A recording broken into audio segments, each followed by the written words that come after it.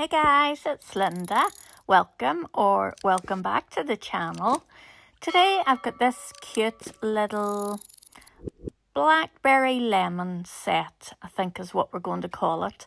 And I've used some of these sheen polishes, and I've got a little cat eye here as well, or a couple of little cat eyes that have gone, one from Morda, and one I think came from AliExpress. And then the base that I'm using is one of my chemi gels. So I'm just going to get started here. I had a little inspiration just from Pinterest on this little one and thought it would be very cute for spring, summertime.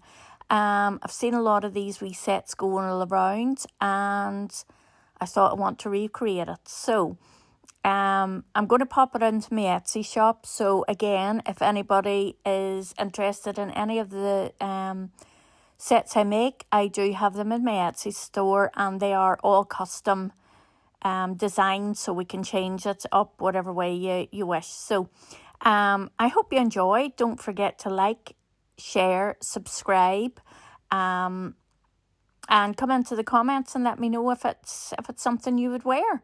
And I will see you in the next one. Bye, guys.